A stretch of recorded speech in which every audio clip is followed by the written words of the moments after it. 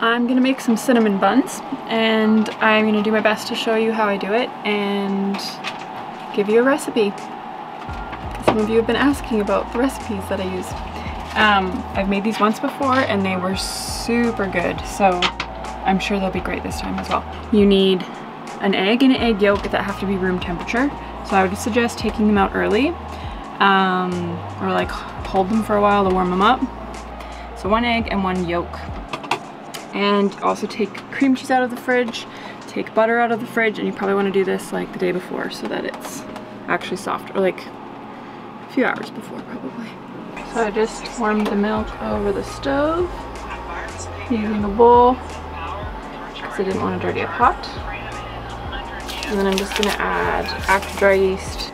This has been left on our boat from the other owners, so we'll see if it still works. You want to warm your milk till it's just hot to the touch, about 100 degrees Fahrenheit, in order to activate the yeast properly. I did the old yeast that was left on the boat, but I think it was just way too old and it didn't work, it didn't activate. So I have to reheat milk, and then I'm gonna use this new yeast that I had bought and get that activated so I can move on.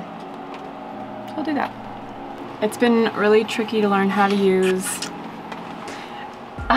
gas heat when baking. Everything turns out a little bit different than what I'm used to. I am mixing up the frosting, so it's cream cheese and butter. That's about 3 tablespoons of butter and 4 ounces of cream cheese. I don't really know, half a cup of cream cheese. So I'm gonna just mix this because I'm doing it by hand. It's just takes so much longer, but I'll mix this and kind of whip it up and then add icing sugar and vanilla. So all the yeast was on the bottom of the bowl and it all just like at once lifted to the top, and it looks super weird. But yeah, that's starting to activate now. Next, you're gonna add sugar, you're gonna add your egg and your egg yolk, and you're gonna add melted butter. Calls for unsalted. Whoops. I'll use either or. If it's salted, I just add a little less salt. After combining all those ingredients with the activated yeast, you want to add your flour and salt to the mixture and stir until it starts to create a dough. Then pour it out on a lightly floured surface and start kneading. Don't over knead. You know that's bad. Yeah. I don't know what it would do. And make chewy cinnamon buns. Well, that would be the worst. Just kidding. Chewy would be delicious. If you're hand kneading the dough, you want to knead it for about 8 to 10 minutes, or until it starts feeling nice and smooth and stretchy. So I finished kneading the dough, and then you want to put it in a greased bowl, kind of near some heat. So I have it first covered with plastic, and then a tea towel, and I just have it by one of our heaters, and just kind of elevated so that it really gets warmed up. And then I just keep spinning the bowl every few minutes. Probably not every few minutes, probably like every 10 minutes. So the dough rose quite a bit. I left it a little long, so it probably tripled or quadrupled in size. Rolled it out. Beautiful. And then I like to just heat up the innards. So they got the butter and the brown sugar and cinnamon. And I'm gonna try, I've never really been successful at getting the inside to stay in the middle of the cinnamon bun after you bake it. It kind of always melts through. So I've done it where I add corn syrup, just a little bit of corn syrup to it, and it kind of helps, but I'm gonna try to like caramelize this a little bit. Maybe that will help, so we'll see. But I'm gonna heat this up. I soaked the raisins so they're soft because I like raisins. We like raisins in the cinnamon buns. You don't have to put them in. There's dinner, and now I'm getting back to this. So it's completely a disaster. It's because I left this till really late in the day. We're gonna start eating healthy tomorrow, right, Lyndon? No, tomorrow we're gonna eat cinnamon buns. The next day. The next day. 2 days from now, Saturday. We are gonna start eating healthier. Yeah. I don't think it's supposed to look like that, Jeff. I was trying to candy it and I poured it on because I'm like, oh, whatever, like I'll just leave it as is. And I poured it on and it's hard.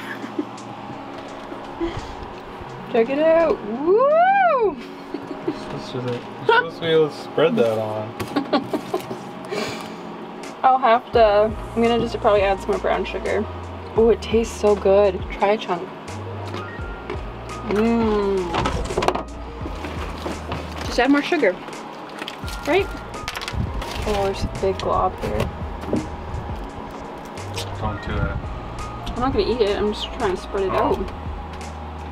This would be fun, you know, little crunchy bits.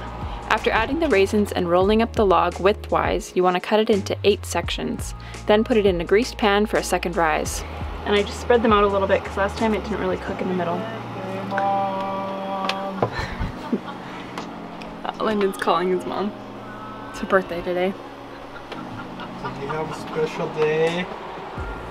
Anyway, cinnamon buns. What did I do last? I don't remember. I think I had them in the pans. So anyways, I let them rise. I think they rose a bit. I have 2 pans, so I'm gonna do this one. We're gonna give this to our, the owner of the marina. Because we don't need this many.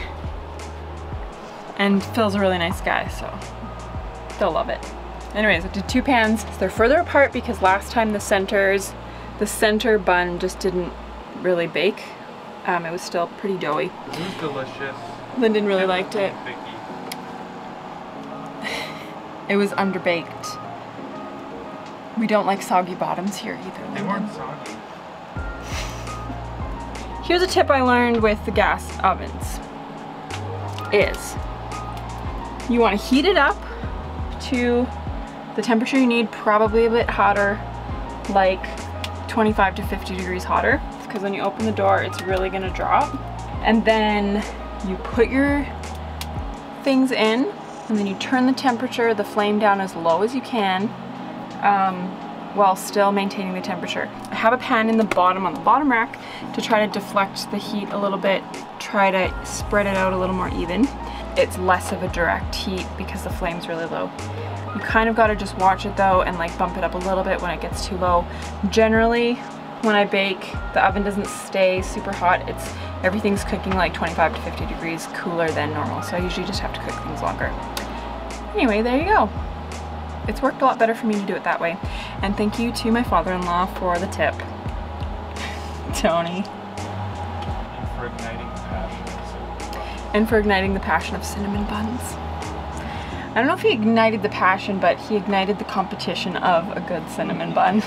After baking your buns, you can turn them out upside down onto plates and spread a generous amount of icing on top. As you can see, there are only 2 buns left in the pan. That's because we got too excited and ate them when they were fresh. So these are actually reheats. How is that? The cinnamon bun? Dig in. It's probably way too hot to eat. Oh no. It's not that hot. Good. Good. I hope you enjoyed this video and are inspired to bake something. Don't forget to subscribe to our channel. We put out a new video every Wednesday. Thanks for watching.